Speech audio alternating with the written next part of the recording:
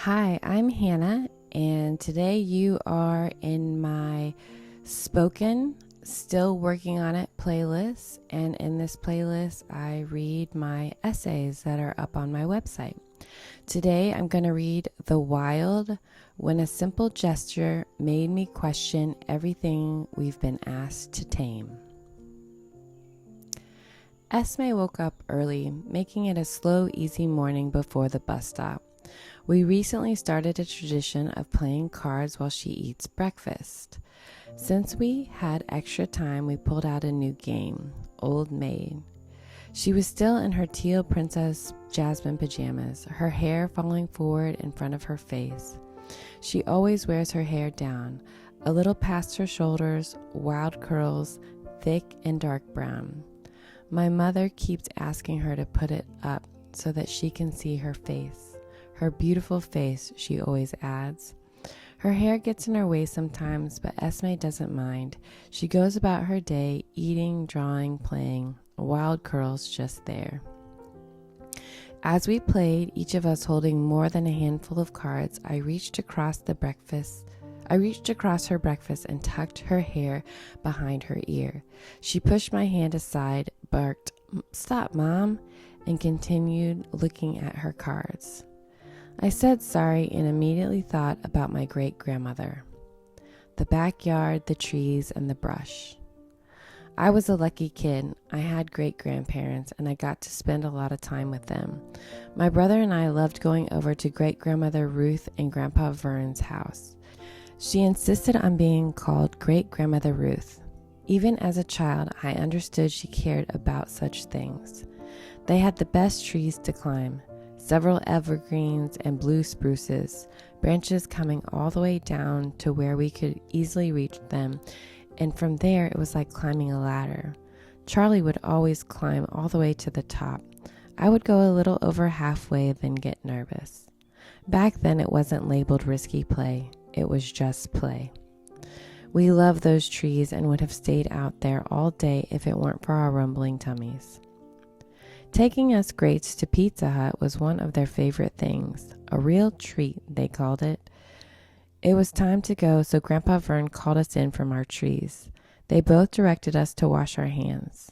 Great-Grandmother Ruth looked at me and said, "Please do something with your hair."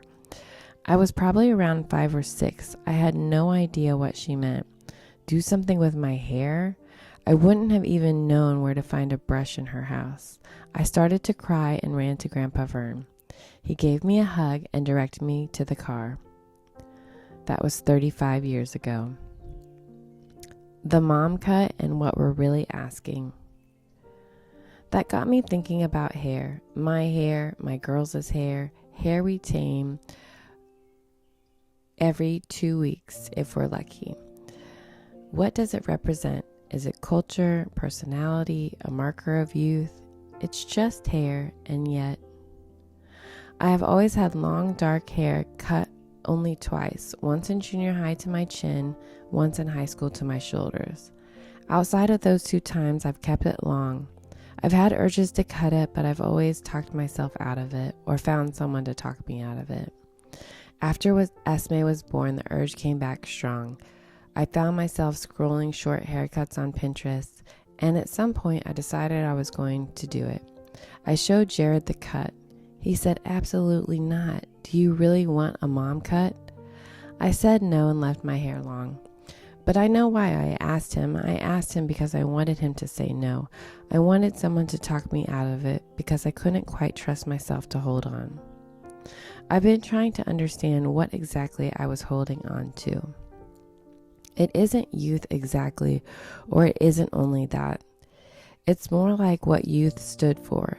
The time when I climbed trees and ran around without a second thought, when I camped and dug in the dirt and played in the creek, when life was about exploring whatever was right in front of me.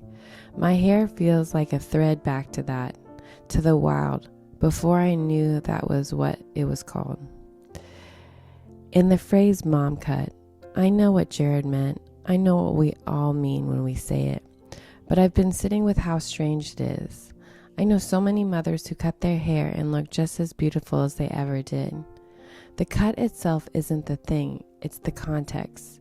If they were childless and walked into a salon and asked for the same cut, it would be a fresh new look, a choice. But add the kids, the minivan, the years of putting everyone else first, and suddenly the same haircut becomes a category, a signal. She's been managed now. She's settled in. Is that fair? No. Is it true? I'm still deciding. Domestication and the slow surrender. I recently read Belle Burden's memoir, Strangers. It's a story of a middle-aged mother who was left abruptly by her husband after an affair with a younger woman. A family fractured, a sad and familiar scene. Belle was a practicing lawyer, but she didn't consider herself a working mom. She primarily focused on her family. In the book, she describes conversations with working women who suggested that maybe this is what happens when a woman doesn't have a career outside the home. That staying home made her more vulnerable to being left. She was hurt by those comments, rightfully so.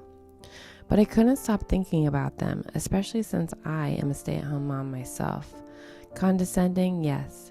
And yet, is there something buried in there worth looking at honestly?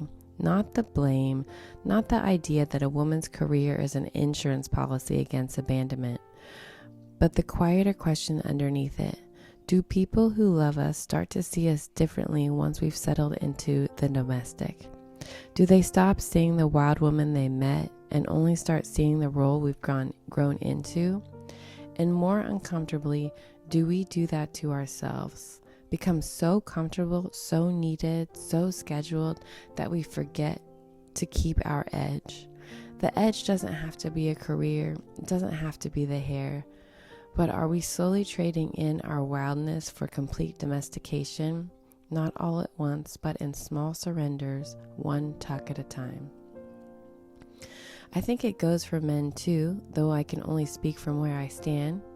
We see it, the renewed urgency at the gym, the supplements, the hair transplants. From the outside, it looks like vanity. Maybe sometimes it is, but maybe it's something else entirely. Maybe it's the same instinct as Esme moving her hand away when I reach across the table to smooth her curls. Are we all just trying to find something that is still ours, something that says I'm still here, I'm still free? The pillar and the hawk. How do we find the freedom in the days that are so scheduled? It starts on Sunday evening. By the time the girls are bathed and in bed, I've already laid Esme's school clothes out, prepped her lunchbox, set out my workout clothes, and loaded her backpack by the door. Sunday night is a quiet reprieve from a weekend of bouncing around. We all settle into what's coming. Well, I do at least. Monday morning runs through me like a current. I wake up, I write, I handle a few work things, and by 7 I have Bandit up, out, fed, out again, and then he trots into the girls' room to wake up Aura. She's always awake first. She snuggles with Bandit and gets herself dressed. I've learned carefully to stay out of sight until she's ready. If I appear too soon, there will be a meltdown that wakes up the other two. So I wait just out of view and get Esme's yogurt ready, pack her snack for school, fill her water bottle. Then Aura goes to wake up Esme, gently telling her it's morning. Esme is the wild card. Will it be a good morning, or will someone have peed in her Cheerios? Today is a good morning. All 3 breakfasts get served. Little Ivy calls from her bed and I go retrieve her, get her dressed, and set her up with Grandma Bev toast. Cinnamon sugar toast with what my Grandma Bev used to make me when we stayed with her. Jared likes his hot tea cold. I make sure it's ready for him. I know all of this before it happens. I'm the rhythm the morning runs on. We head to the bus stop. In the yard where we wait, there's a giant oak tree, and the girls go straight for it. No branches low enough to grab, so they climb the trunk itself, searching for bark holds, little rock climbers looking for their way up. And then we see her, a hawk, perched at the edge of her nest, soaring back and forth from the tree as we wait. We think there's babies up there.